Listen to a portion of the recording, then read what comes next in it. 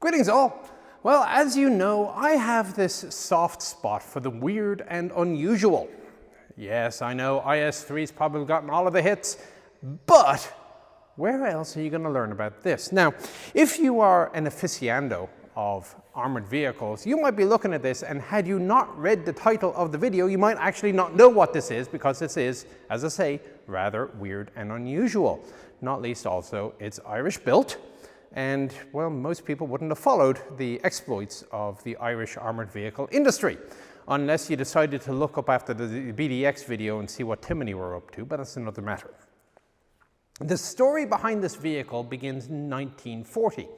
About a month after German forces invaded Belgium and France, and seemed to be doing rather well, it became obvious that, well, perhaps the Irish needed to improve their own defensive capabilities, because they never knew. Belgium was neutral. Ireland was neutral. Belgium was neutral. That didn't help Belgium. And of course, there's the myth now at this point, after having overrun Poland, after having basically dealt with France and the UK, that, well, perhaps Ireland might be next. So as part of the rearmament program, the Defence Forces decided to look into building armoured cars. And they actually built it. They built Ford and Dodge, but they started off with Fords. And they looked to see what was on the market available and decided, okay, let's go 134-inch wheelbase Ford trucks, lorries in local parlance, and let's strip them down and build entirely new armoured bodies to go on top of them. And they had a little bit of advanced work with because they had the Rolls-Royce armoured cars, they had the Peerless armoured cars. The idea of an armoured car in Ireland wasn't entirely new. And of course, they also had the Landsverks, who were just arrived in service as well. So they first gave the contract to GSR, the Great Southern Railway Works, and they designed the armour plates and the earlier turrets. Now that was the Ford Mark IV, proved reasonably successful. They went on to a Mark V. What we have here is a Mark VI.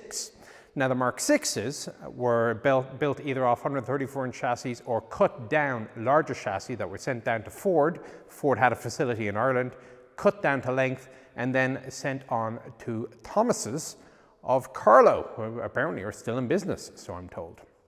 They built the armoured bodies and the turrets and made the Mark VI. Now, where are we, you may ask? Well, this vehicle is officially still in service with the Irish Defence Forces. We're in the Curragh camp at the Cavalry Corps Collection. Now, this part of the collection is an open display, but they do have an annual event every year. They call it Cavalry Day, and it's in September. So keep an eye. I'm sure the Cavalry Corps, they have a Facebook page.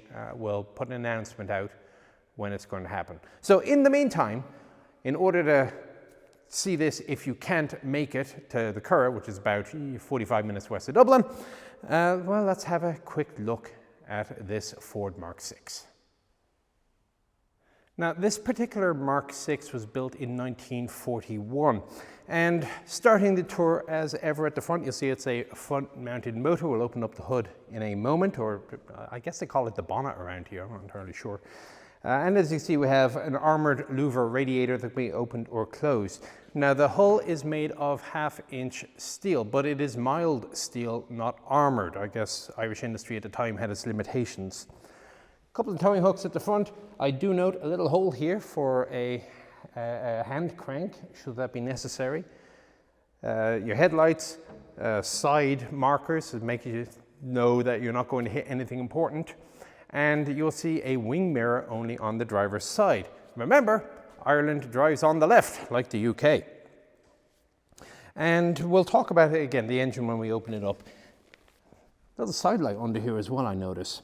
Now, if you get down under the body and you look at the chassis again, this is a civilian Ford truck chassis. So it actually has a couple of advantages. Firstly, it is bulletproof reliable because, hey, if Ford can't make reliable commercial vehicles, they aren't going to do very much business. And secondly, it's not really designed for off-road work because most trucks, okay, granted, the roads weren't fantastic in the 1940s, early 40s, late 30s. But we're also not going over ridiculous amounts of mud and so on, so independent suspension may not necessarily be quite the thing. But you'll see leaf springs, forward and aft, are your main mode of suspension. The tires themselves, the front, again, this is a civilian truck. It is not an all-wheel drive vehicle, which could be interesting in some parts of the world where this vehicle would later end up going. But anyway, tires, apparently they can still be found on special requests from Dunlop, of all places. And the wheels are not split rim, I'm happy to say, which makes a nice change. Just checking the brakes are drum brakes, all good. I can't really say very much about it. I mean, well, again, one of the lovely things about these 1930s vehicles is that they're so beautifully simple, which I guess at least makes the fitters' work here a little easier than some more modern, complicated machinery. All right, so let's have a look at the hood. Do you guys call it the hood or the bonnet? What do you call it? You call it the bonnet? Yeah. All right. Yeah, you need a hand over it. Yeah, all right, we'll do that. So, with the aid of my beautiful assistant.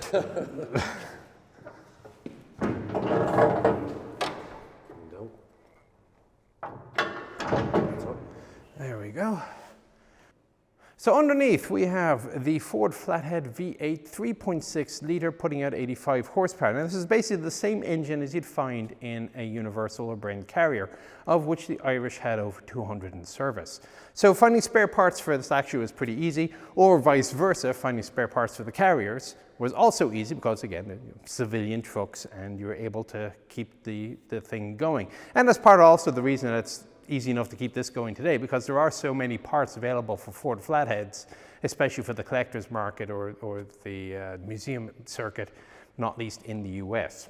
It is a petrol engine, gasoline to most Americans, water cooled, and well, really quite simple. As I'm having a quick look, see the air filter and cleaner. Battery on the right hand side. Now the battery is, the electrical system of this thing is 6 volts.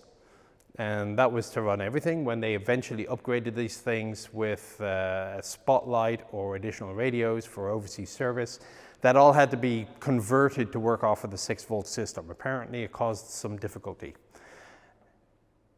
I'm amused by the modern ugly Naherin sticker, which I presume is required for health and safety reasons. For asbestos removal.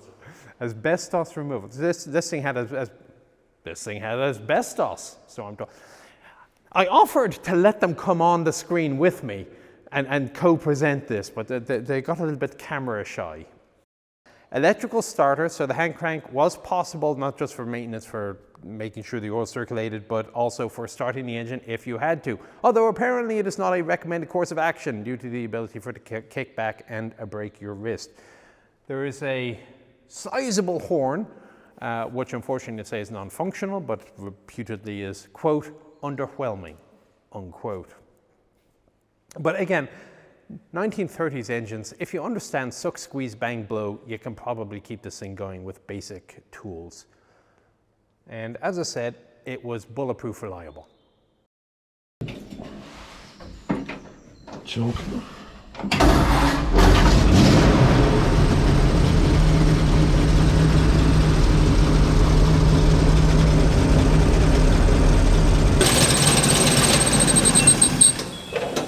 Okay, again, you come around to the side, your regular mild steel plates, and you'll notice a combination of bolts and welding. This is primarily a welded hull vehicle, however. Still, you can see the old-fashioned fenders. You've got to still have a little bit of style. Now, the wheels, again, they're 32x6 and normal civilian wheels bolted onto the side. And I'm told if you have to change a tire, you have to put the jack under the axle. There's not really much. There's a single cross beam. Doesn't look like it'll hold the weight of the vehicle, however. The entire thing, by the way, would top out at 45 miles an hour, which I'm not sure if that's scary or not. And then you come back to the spare wheel. You see a pry bar or tanker bar, I'd probably call it, and a good old-fashioned wooden running board, so you can hang on to the side with your machine gun as you charge into battle. Vision ports. Well, vision is limited, again, home built, so no fancy periscopes or other optics. We're talking pure slits, armored visors that open sideways, and I do not see a mounting for any form of glass on the inside either. Nope, it's simply iron steel for sliding. firing port on the side here, and stowage bin for presumably the tools. Right, coming around the back, well, more Pioneer Tours. You got yourself your pick handle. You can see the mounting here for the double leaf spring, and you see also the rear wheel is a dually. Petrol tank is located exterior to the vehicle. On the right, you see a step here, some more loops for your towing, and then the primary entrance into the vehicle is the back door, which, as you can see, is secured by a simple enough latch and a handle on the outside. Again, another firing port in the back, spring loaded it looks like, so you push out, there we go. And you can shoot out with your machine gun or pistols. And there is a shovel located on the right hand side.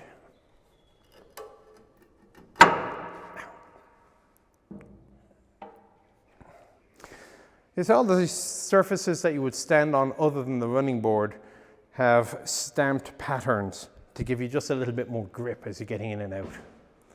And finally, to get in, I've actually made it very easy. I mean, for armored vehicle standards, this is a large enough hatch.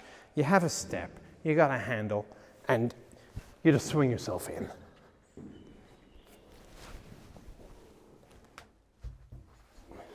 So, there are 3 positions in the vehicle, at least officially. There was plenty of room in the back for additional storage, but apparently you didn't normally put people or things in the back. Driver's position, co-driver, maybe commander's position. Apparently it was crew dependent. And then there is a single spot in the turret for the gunner. So we'll start off with the left side. There's a couple of racks here for various different materials that you'd have. Interior, as you can see, is painted silver in the British manner. And let me see if I can squeeze forward. It's almost like getting into the 2 front seats. You're better off coming in the side door and squeezing left. And just watching out for the ammo bin here.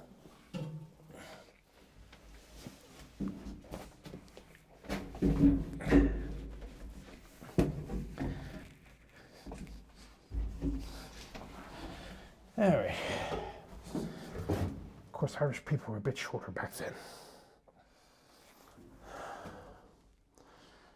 Alright, so let me have a look here. So let's hop over to the commander seat.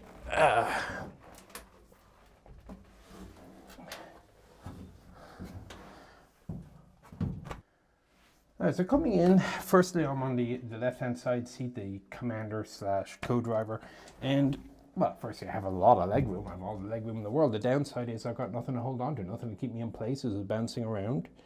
I mean, this is just regular wood I'm sitting on, and to keep myself steady, well, obviously I want to watch out for the big metal thing floating behind me. The only options I have is I hold on to the back of the driver's seat and maybe this rack I have on my left. And to see out again, I'm kind of back and inwards. I'm almost center line of the vehicle, just slightly left of center line. So if this had stuff on it, it would prevent my looking over and out into the side port. So you can see it. I mean, it's a very simple sliding armored shutter. You have the pistol ports are on the back here. Again, you saw push out, rotate. There's one on the right hand side. And the front visor is held in place by, basically by friction. It's a friction clamp. You undo this, rotate, and down it comes.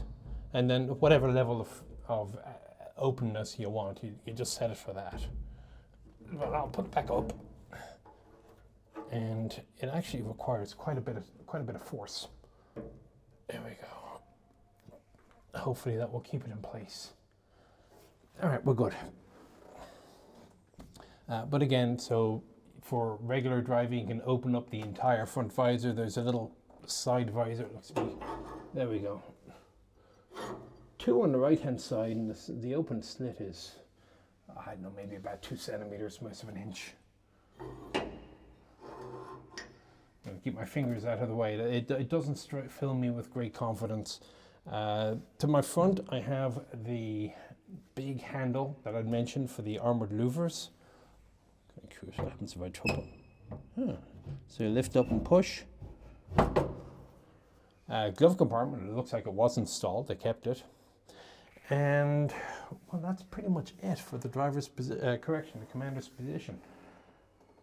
At least if you wanted it to be the commander. We've had similar debates in the US Army today on the Humvee. Should he sit in the front right of the Humvee where he has limited vision and can't see as much, or should he be up in the gunner seat where he can see everything? But the problem is once the shooting starts, he becomes a gunner and not a TC.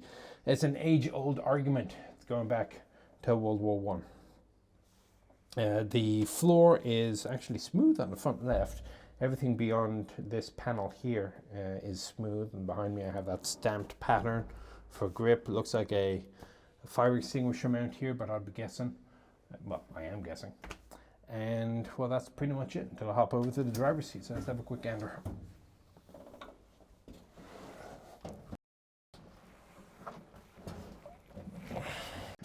Now I'm going to scoot down just a little bit, because if I'm sitting full height, I've been in worse Irish vehicles. So I have enough room to sit absolutely vertically and look forward, put my foot on the accelerator, on the clutch and the brake. I'm a little bit offset to the right hand side, so the seat is a little bit to the left of my left knee. So it's a little bit weird to drive, but on the other hand, it is absolutely drivable for me. Gear shift on the left, handbrake it looks like in the middle. A lovely old dash. So the dash actually reminds me a little bit of the ones that you'd find on, let's say, an M3 Scout car of the US Army at the time, back when they put a little bit of artistic thought into the things. It looks like they modified it with a key start, but there's a button here that says start, so I'm going to guess that's the traditional push to start. Well, the good news from the steering perspective is it's a nice big steering wheel, so you get a fair bit of leverage. The bad news is that you need it because it's not power steering. So good luck driving in small areas at anything other than low speed, and the parking could be a bit of a problem, I guess. Actually, could you use this for the school run? Plenty of room in back for the shopping. So the controls, left-hand side, gear shift is a 4-speed forward, 1 in reverse, handbrake, and then your 3 pedals. The accelerator is tiny, I have to say. However, it is all perfectly drivable.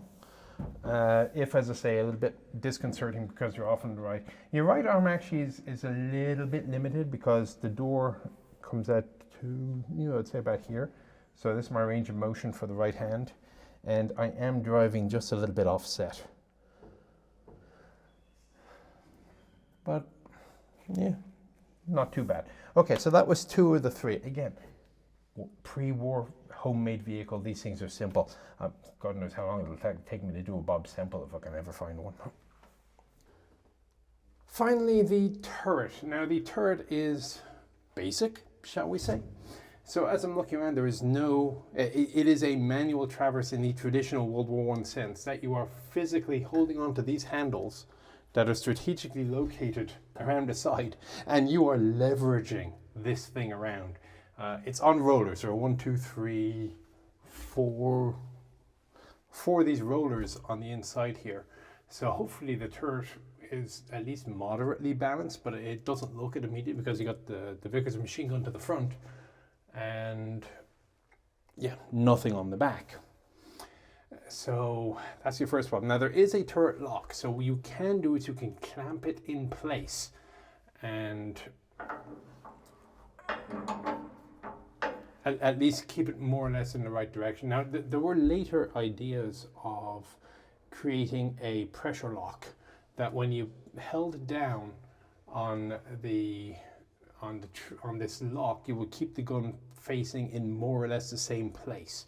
Something similar can be found on Soviet machine guns. Let's say the 12-7 on a T-62. If you remember the one with VE in, you held down on the brakes to hold it in place. So something like that could be done. We have apparently I'm not joking, this is off a bicycle. This is a bicycle brake handle that they have done to hold the ball mount in place. So it looks like there is Yeah, there are brakes. I'll put it in the zoom here. But to hold the ball mount in place is a bicycle brake as you're firing the ball mount. So I guess the turret is still going to rotate a little bit on its own. But there is a ball mount within the turret, and you pull the bicycle brake and it holds your machine gun still while you're shooting at it.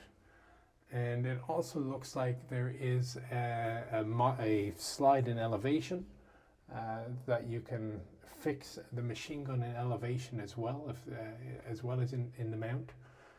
So again, the more I'm looking at this, the more I'm learning how this works, and it's okay. So let's recap.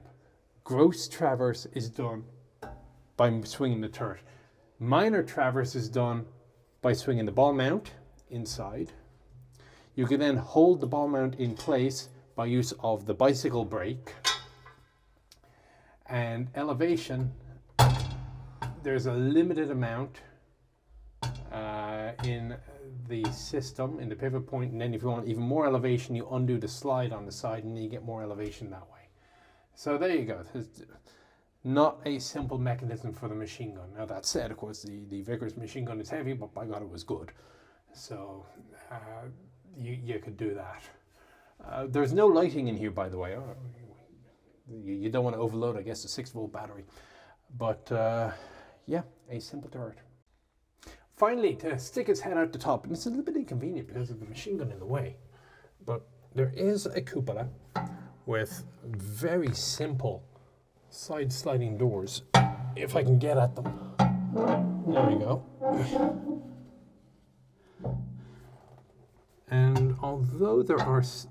Oh, okay. So this ring, to see out, this is an armored cover ring. You lift up, and then you have to rotate sideways, and it will lock these little vision ports in place. There we go. Actually, it's not even locked in place looking at the locks. But that is inconvenient. And totally blind. So each slit is maybe 1.5 inches wide and God knows, maybe 1/4 inch high. I mean, there's a lot of them. And they are spaced so that you can use one slit with each eyeball, which actually makes a fair bit of sense. So you still at least get some binocular vision. That's I don't think I've ever seen a sliding shield like this before. So that's a clever solution. Ow.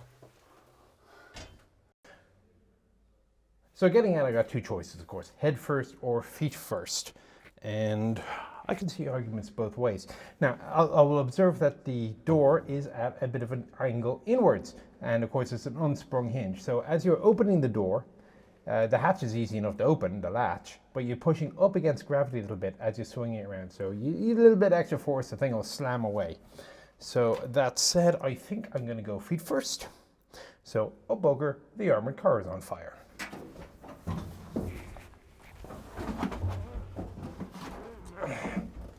Which is fine if there's no commander in the way.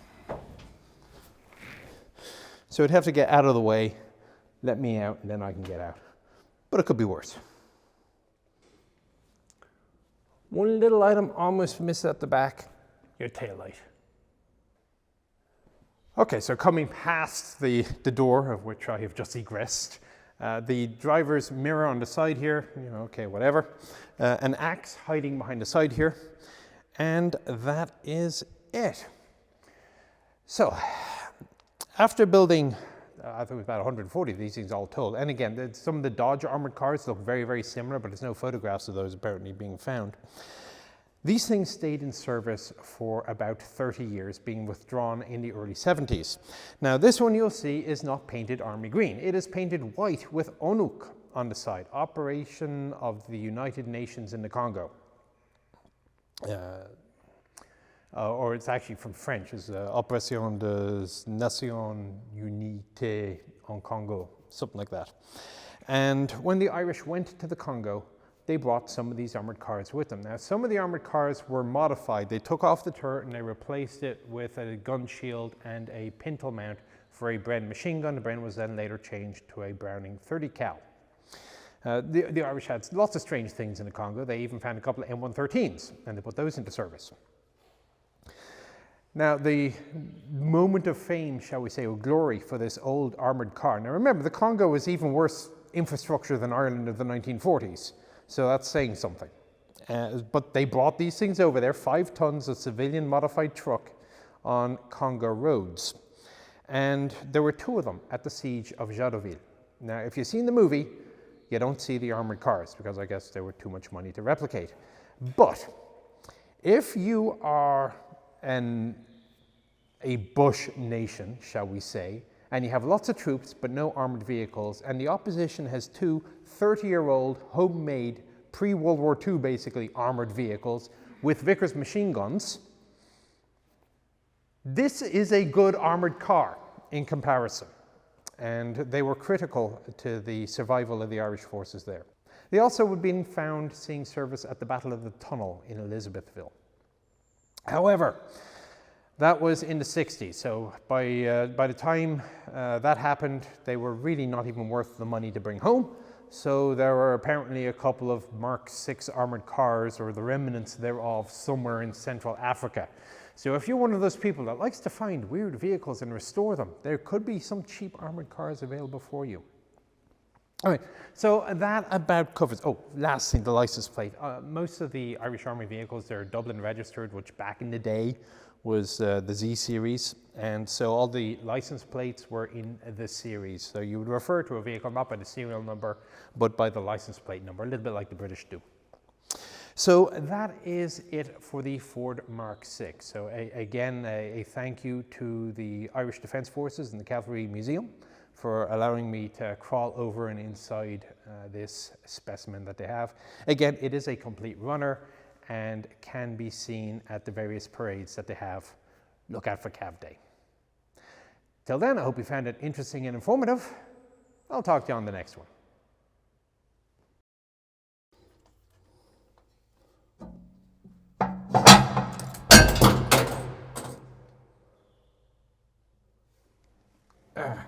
Don't worry, that was the camera gear, not your armoured car. Your armoured car is fine. Then you come back to one of the spare wheels. Actually, it's the only spare wheel. Let's try that again because there's a door on the far side.